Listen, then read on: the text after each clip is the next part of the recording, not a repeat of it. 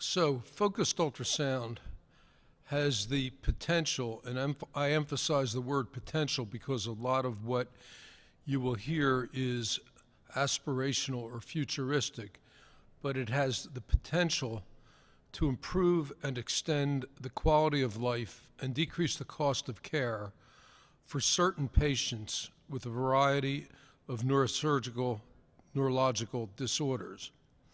It's a non-invasive alternative or complement to surgery, radiation therapy, and drug therapy. And I emphasize that it is early stage, and for the most part, it's investigational. But having said that, it is certainly real today.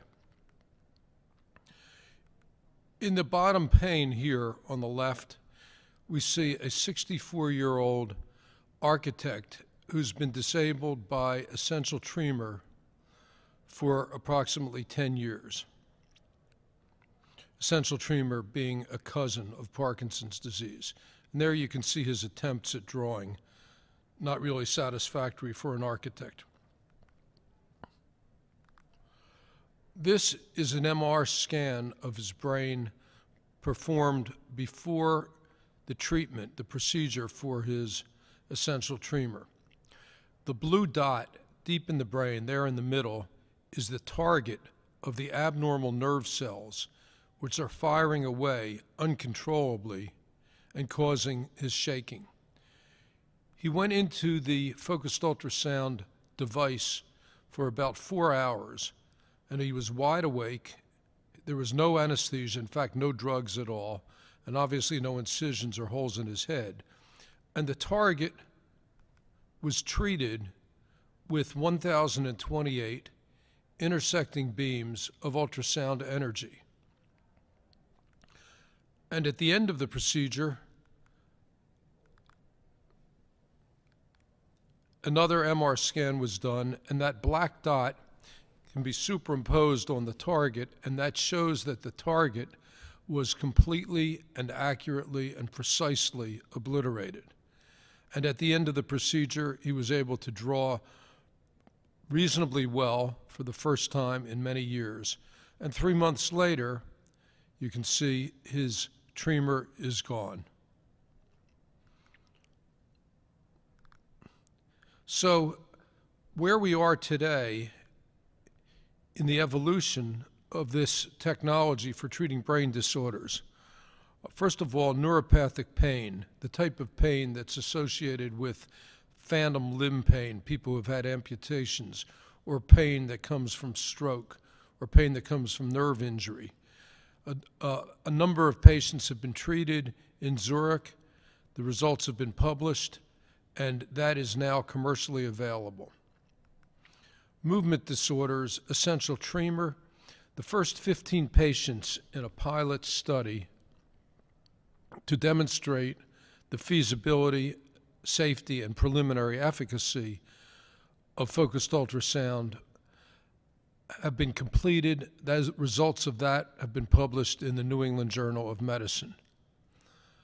Parkinson's tremor, about 10% of patients with Parkinson's disease only have tremor as a symptom, and a trial of 30 patients is underway at the University of Virginia and Swedish Neurological Institute in Seattle. Parkinson's dyskinesia, the type of Parkinson's that we're all more familiar with, the slowness and unsteadiness of gait and awkward movements and so on.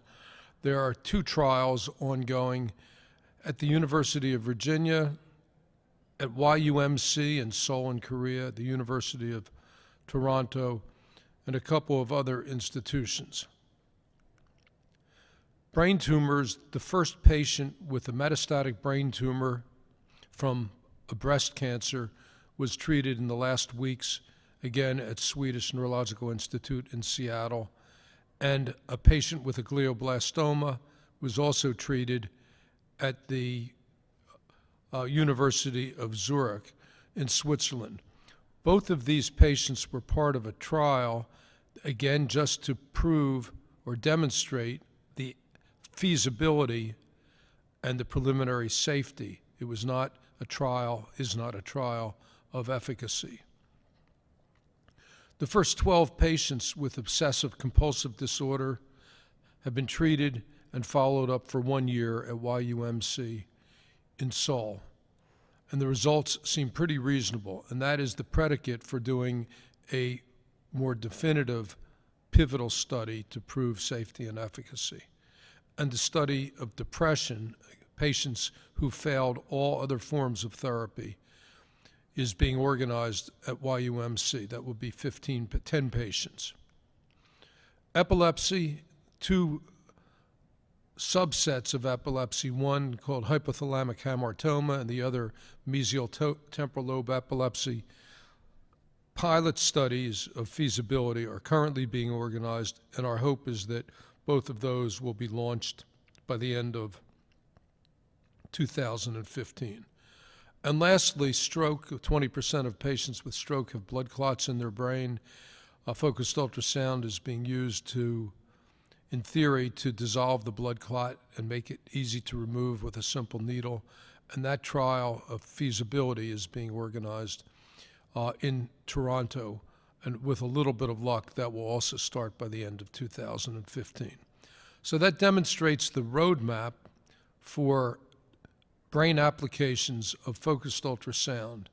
And there's a lot going on. It's all very preliminary, and we're very optimistic that new treatments will evolve from these investigational studies, but we have to wait and see. Thank you.